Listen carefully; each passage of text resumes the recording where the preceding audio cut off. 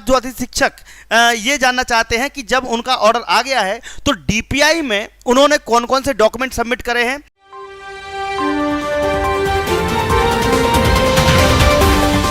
मैं दिनेश ठाकुर अगेन आपका स्वागत करता हूं इंदौर के विश्वसनीय संस्थान दीप्ति सिंह एकेडमी में। आज आपके लिए वो खबर लेकर आया हूं जिसका बहुत सारे अतिथि शिक्षकों को इंतजार था। जी हाँ दोस्तों, हमारे कुछ बच्चों ने जो आए थे, हमने आपको बताया भी था कि उन लोगों ने एक केस लगाया था और पहले 53 बच्चों का ऑर्डर आया, उसके बाद 40 बच्चों का ऑर्डर आया और अब 108 बच्चों का और ऑर्डर आया है। और उस ऑर्डर की मान्यता क्या है और उस ऑर्डर के मतलब क्या है, उस पर हम चर्चा करेंगे। साथ ही साथ जो अतिथि शिक्षक ये जानना चाहते हैं कि जब उनका ऑर्डर आ गया है तो डीपीआई में उन्होंने कौन कौन से डॉक्यूमेंट सबमिट करे हैं, क्योंकि बहुत सारे बच्चे पहुंच पाए, कई सारे बच्चे नहीं पहुंच पाए हैं। तो बहुत सारे अतिथि शिक्षक जो हैं, जी हाँ, बहुत सारे अतिथि शिक्षक जो हैं वो पहुंच चुके हैं, मतलब डीपीआई जा चुके हैं, बट बहुत सारे शिक्षक डीपीआई नहीं जा पाए। ठीक है, तो जो नहीं जा पाए हैं उनको अभी क्या करना है, उनके बार बार कॉल्स आ रहे हैं मेरे पास, तो वो कॉल्स आप लोग ना लगाओ, मैं आपको बता देता हूं करना क्या है। ठीक है, मैं बता देता हूं करना क्या है। आप देख सकते हैं यहां पर ये ऑर्डर है, इंदौर के जो स्टूडेंट्स गए थे उनका ऑर्डर है। ठीक है, यहाँ पर कुछ ये सर्टिफाइड कॉपी है। ठीक है, ये सर्टिफाइड कॉपी है, ये सर्टिफाइड कॉपी है जिसमें सब लिखा हुआ है, स्टूडेंट के नाम लिखे हुए हैं। 108 में से करीब करीब जो 70-80 बच्चे पहुंचे थे, बाकी 40 बच्चों का फोन है, सर हम क्या करें, क्या हम बाहर हो जाएंगे या हम आवेदन नहीं कर पाएंगे। तो अतिथि शिक्षक नियमितीकरण को लेकर पहले तो मैं आपको पूरा ये एक वाक्य बताता हूं कि है क्या ये। उसके बाद यहाँ ये बच्चे गए थे, 31 दिसंबर को ऑर्डर आया था, उसके बच्चे जो गए थे उन पर हम बात करेंगे, लेकिन पहले अतिथियों की बात कर लेते हैं जो गए थे अपने डीपीआई, और डीपीआई में उन्होंने फॉर्म जमा कर दिया, तो उसमें दस्तावेज कौन कौन से लगाए हैं। और अतिथियों के लिए जो बच्चों कोर्ट केस लगाना चाहते हैं उनके लिए नंबर भी दे दिए हैं। ठीक है, और कोर्ट केस क्या है उस पर बात करेंगे। और साथ ही साथ ये ऑर्डर का मतलब बच्चे पूछ रहे थे, बहुत सारे स्टूडेंट पूछ रहे थे, बहुत सारे अतिथि पूछ रहे थे। ठीक है, कि इस ऑर्डर का मतलब क्या है, तो मैं आपको वो ऑर्डर का मतलब भी समझा देता हूं। ठीक है, तो पहले वो वीडियो देखिए। ये लोग गए थे, हमारे अतिथि भाई बहन जो गए थे हमारे, उनका पहले वीडियो देखिएगा, उसके बाद हम आगे बात करेंगे। ठीक है, क्योंकि बच्चे पूछते हैं बार बार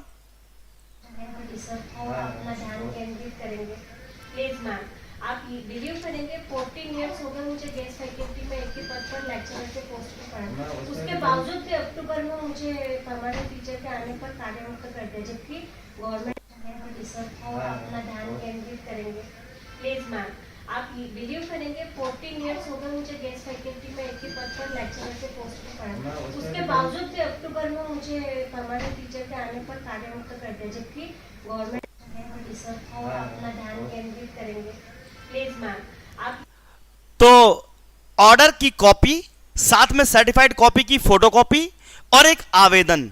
आवेदन आपको कैसे बनाना है वो आपको ग्रुप में पता चल जाएगा, जिन बच्चों ने केस लगाया है, जिन स्टूडेंट्स ने केस लगाया है, जिन अतिथियों ने केस लगाया है।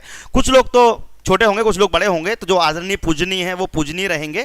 तो जो अतिथि शिक्षकों के लगातार लड़ाई चल रही है, वो कोर्ट के माध्यम से भी बच्चे लगा रहे हैं, कोर्ट के माध्यम से भी अतिथि लगा रहे हैं, और इसका कौन रहा है वो भी बता देता हूं। कुछ बच्चे सोच रहे होंगे इनको अलाउ किया गया है, पटिशनर को अलाउ किया गया है, अलाउ किया गया है, और कौन कौन लगा रहा है।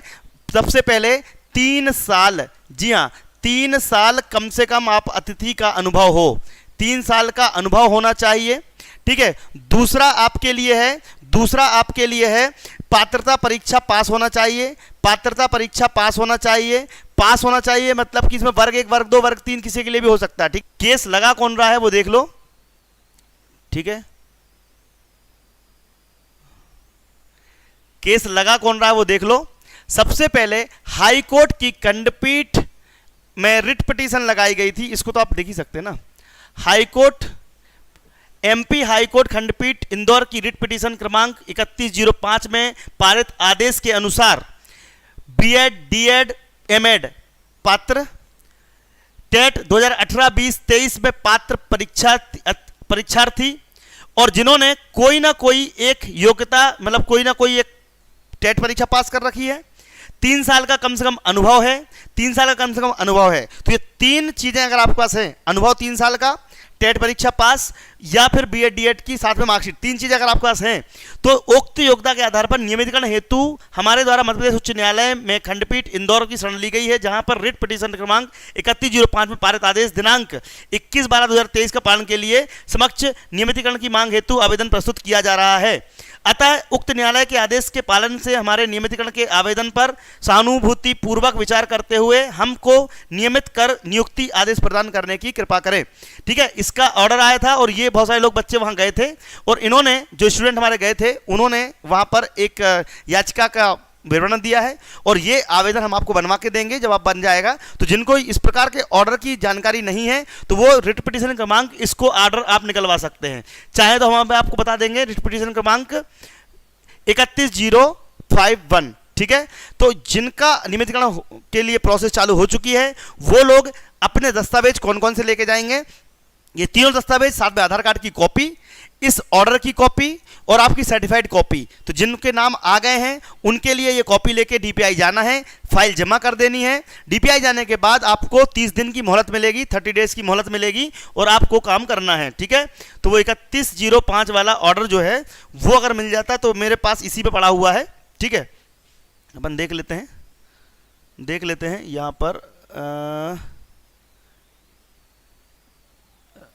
न्यू महिला, ये आ गया। ठीक है,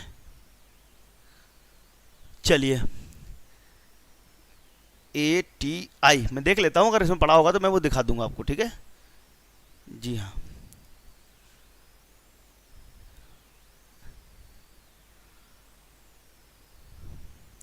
अब मैं उनकी बात कर लेता हूं जो स्टूडेंट हमारे पास आए थे, वो भी कोर्ट केस के लिए मैं बात कर लेता हूं। देखो यहां पर आए थे, ये देखिए, सुनिए उन्होंने क्या कहा है हमारे स्टूडेंट्स ने। जी, हम सभी कलेक्टर ब्लॉक शाजापुर के अतिथि शिक्षक हैं।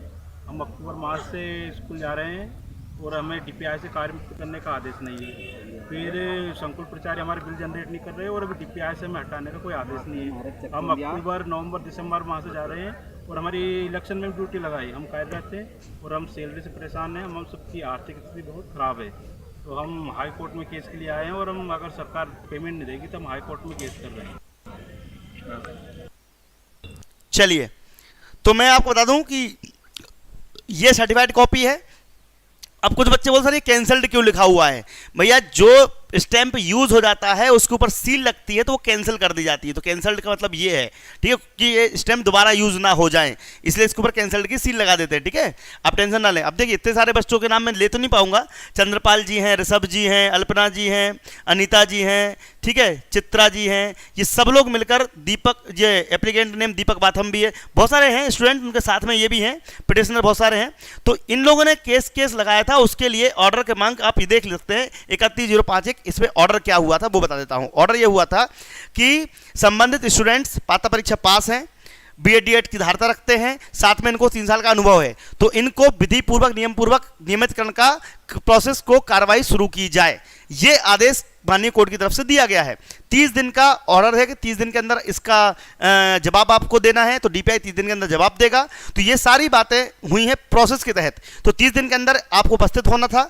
जो बच्चे पहुंच चुके हैं वो ठीक है, जो नहीं पहुंच चुके हैं तो 21 तारीख का ऑर्डर है, 21 तारीख तक का आपका समय है, तो आप लोग भी जाके जा सकते हो। ठीक है, तो आप लोग जाके डीपीआई जाके अपनी फाइल जमा करवा दीजिए, बस यही काम अभी करना है। बाद में जो स्टूडेंट्स, और भी स्टूडेंट्स अगर चाहते हैं कि उनको भी कोर्ट रिलीफ चाहिए, कोर्ट के माध्यम से केस लगाना है, तो इन नंबर्स पर ही आपको कांटेक्ट करना है। इन नंबर्स पे कांटेक्ट करना है कोर्ट केस पे। और क्या क्या दस्तावेज चाहिए, तो एक तो 3 साल का अनुभव चाहिए, 3 साल का अनुभव चाहिए। ठीक है, ये नंबर्स हैं, ये नंबर इन दोनों पे लगाओ पहले, तो बाद में इन पे लगाना, पहले इन पे लगाना। ठीक है, पहले इन पे बाद में लगाना। 3 साल का अनुभव, 3 साल का अनुभव चाहिए। पात्रता परीक्षा कोई भी एक पास हो, वर्ग 1, 2, 3 कोई भी चलेगी, पात्रता परीक्षा पास हो, वो लोग लगा रहे हैं। देखो, ये केस हम नहीं लगा रहे हैं, ये केस स्टूडेंट्स लगा रहे हैं, वो अपनी मर्जी से लगा रहे हैं। तो पहले आप सोच समझ लीजिएगा कि अगर इसको आपको लाभ मिल रहा हो तो आप लगाइएगा। ठीक है, जिनके नाम नहीं आए हैं परसों तक उनके नाम भी आ जाएंगे। नई पिटीशन नंबर मैं आपको परसों दूंगा, नई पिटीशन नंबर मैं आपको परसों दूंगा। जो ग्रुप में ऐड होना चाहते हैं, कुछ लोग तो डायरेक्ट आप लगा सकते हैं, जहां चाहो वहां लगाओ, लेकिन अगर आपको नहीं लगाना है तो आप लोग इन नंबरों पर डायरेक्ट व्हाट्सएप कर सकते हैं। व्हाट्सएप करके डॉक्यूमेंट भेज दीजिएगा आपका। देखो, जो स्टूडेंट नहीं आ सकते, बहुत दूर तक आ जा नहीं सकते, तो वो लोग तो व्हाट्सएप से ही काम चला सकते हैं। लेकिन जो आ सकते हैं 3 इमली चौराहा इंदौर या LIG चौराहा इंदौर आ जाइए, वहां पर आपका फॉर्म भरवा दिया जाएगा और हाई कोर्ट में ले जाके आपको सबमिट करवा देंगे। ठीक है, तो आप लोग यहाँ आ सकते हो, अच्छी बात है। नहीं आ सकते तो घर बैठे भी आप व्हाट्सएप कर सकते हो।